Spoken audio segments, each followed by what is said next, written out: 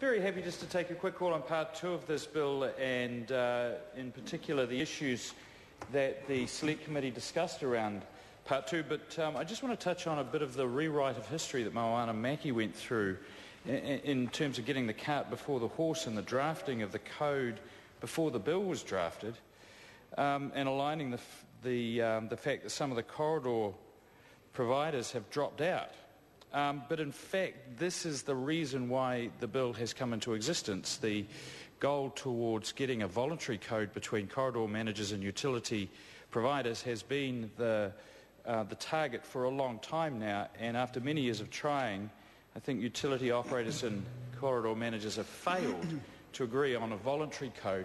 And so that puts this in a little bit of a interesting situation, because we're being asked to legislate for that which the industry could not come up with by themselves. And I think the Select Committee members would agree, when we heard the submissions, that there was kind of a Mexican standoff going on between the corridor managers and the utilities providers. And I think the Local Government New Zealand submission was the most revealing about how difficult that had been. Local Government New Zealand did a couple of things. They described some of the authorities around the country who have come up with their own voluntary codes, and that they have achieved agreement with utilities providers. But of course, that becomes very difficult for utility providers who are nationwide. Some of them, the telecommunications providers and so on, are then forced to try and comply with a plethora of voluntary codes, and that's become very difficult. So I think the gold standard, the goal within a regulatory framework, is to come up with a code that everybody can sign up to. And of course the Minister does have the legislative power, once this bill is passed, to sort of bang heads together and make the code work. But as we know, that's going to be very difficult unless those organisations come willingly, and I do hope that that's the case. It was also evident in Local Government New Zealand's submissions that they tried to suggest to the committee that we keep everything that they did agree with in the code, but then put the things that became quite tense into law, and that would have become very messy, and of course that wasn't the Select Committee's recommendation. As-built was one of the examples they came up with, where they've had constant problems trying to get as-built out of utilities operators, but in fact the code as it's drafted makes it very clear that coming up with accurate as-builts is a really it's a requirement. You can't contract out of it.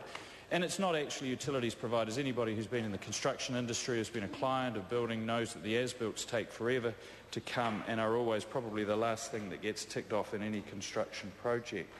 In terms of the issue around amenity values and the causa pays principles, there was quite a bit of discussion about this. So for the Labour spokesman for Transport's benefit, I think the real issue was a belief by utilities providers that local councils often burden, as a condition of access to the corridors, the utilities providers with the costs of maintaining or improving the amenity that's disproportionate to the disruption that's being caused. So the code and the bill, in fact, clarifies that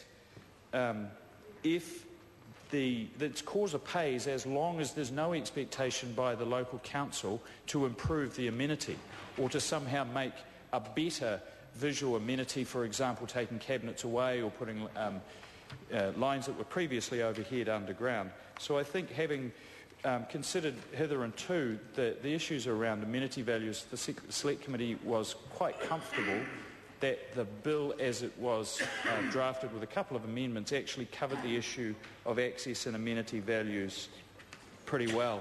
We also considered the issue around lining up the notice periods, which were different in the respective acts, the Telecommunications Act and the Gas Act, and I think we now have a bill that's going to be quite consistent in terms of the expectations to provide notice of access. So I think that was really good improvement to part two as well. Look, this is about reducing red tape, but it's actually about orange tape, isn't it? It's the orange tape and the orange cones that the public see every day with the transport infrastructure changes that seem to be constant. Local Government New Zealand said that there were 8 1,000 separate applications for access to corridors in the Auckland area alone, and not all of them are well coordinated, so I hope that improves. Darian Fenton.